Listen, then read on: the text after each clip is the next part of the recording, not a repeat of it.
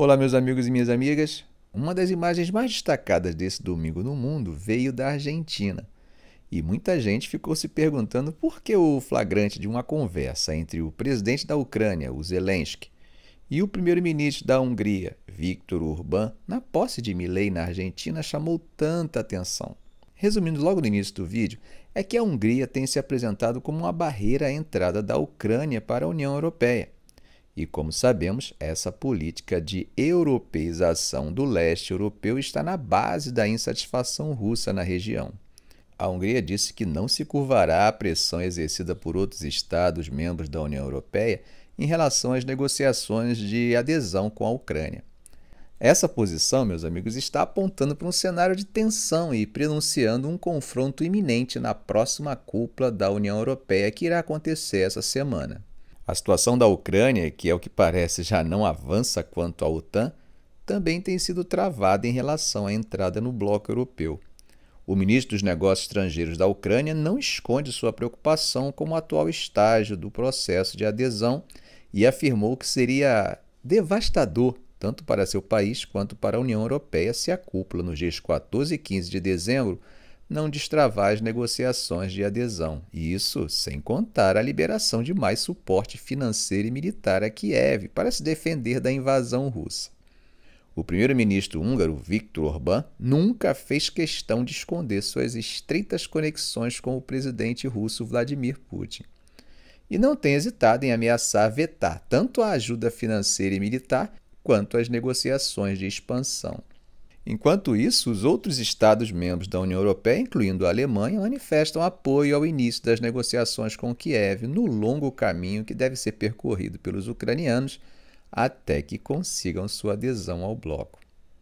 Não há dúvida de que se trata de um jogo político complexo e que cada avanço ou recuo faz parte de movimentos pensados cuidadosamente pelos players em frente ao tabuleiro.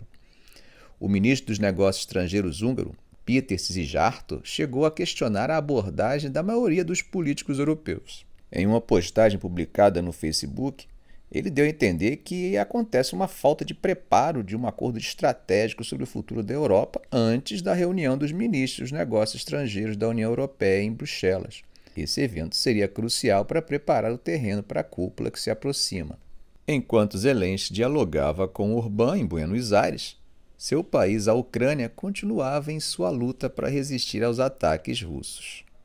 O exército ucraniano informou que houve uma nova investida maciça das forças russas na cidade de Avdiivka, que, como já falamos aqui no canal, tem sido encarada por Moscou como essencial para garantir o controle e a segurança das áreas recém-anexadas.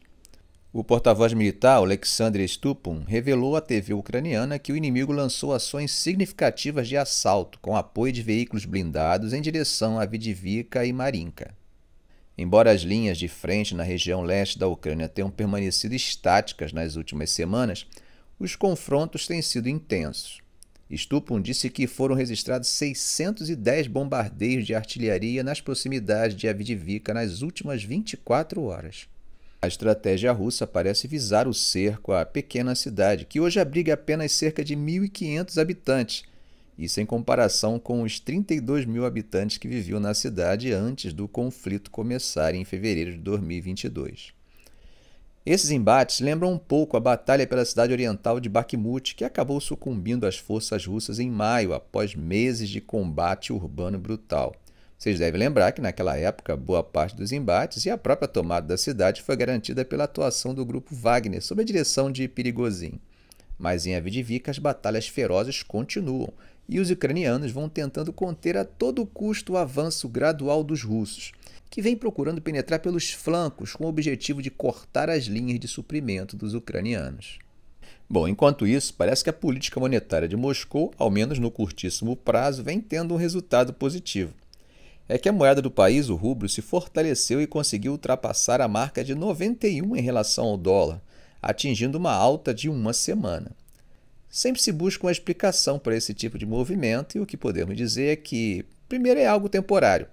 Outra é que isso é resultado do controle cambial e das altas taxas de juros que acabam atraindo investimentos dispostos a enfrentar altos riscos diante da tentadora remuneração. Isso sem contar com o aumento da venda de petróleo e gás, principalmente nesse momento de chegada do inverno. E com essa entrada de moeda estrangeira, há uma tendência de que a moeda nacional se valorize. Mas, como todo mercado, as expectativas são as que apontam a direção. E, nesse momento, há expectativas do mercado quanto à decisão final da Rússia sobre as taxas para esse ano, que será anunciada nessa semana. Tudo indica que haverá um aumento dos custos de empréstimo pelo Banco Central Russo. A expectativa é de que haja um acréscimo de 100 pontos percentuais de base para 16% em sua reunião marcada para 15 de dezembro. Ou seja, a taxa Selic deles deve aumentar, o que, além de conter a inflação, também pode ter o condão de, se não atrair, ao menos conter a saída de moeda estrangeira. Como falamos para vocês em nosso vídeo de sábado, Putin prometeu se candidatar nas próximas eleições. Com isso, todos os olhos também estão voltados para o discurso do presidente Vladimir Putin na quinta-feira. Essa declaração agita também o mercado, que fica receoso de que possam acontecer mudanças à frente. E como vocês sabem, economia gosta de previsibilidade, e o discurso pode acender alguma luz sobre o que se deve esperar. Não podemos esquecer também que o sucesso limitado do Ocidente em controlar os preços do petróleo está, ao menos por hora, aliviando a pressão sobre a Rússia. Ao longo do dia, o rublo fortaleceu-se em 1,2% em relação ao dólar, alcançando 90,80 centavos, seu patamar mais alto desde 4 de dezembro. Contra o euro, apresentou-se um ganho de 0,7%, negociando a 97,93 e valorizou-se em 1,2% frente ao yuan, atingindo 12,63. Paralelamente, o petróleo bruto Brent, referência global para a principal exportação da Rússia, esteve registrando uma queda de 0,3%, cotado a 75,62 o barril. E a energia é um dos principais recursos que movem a geopolítica mundial. Por isso é importante compreender suas dinâmicas. Eu considero as dinâmicas energéticas que o mundo vive hoje uma das que apresentam o quadro mais complexo e imprevisível quanto às transformações e desdobramentos geopolíticos que podem promover.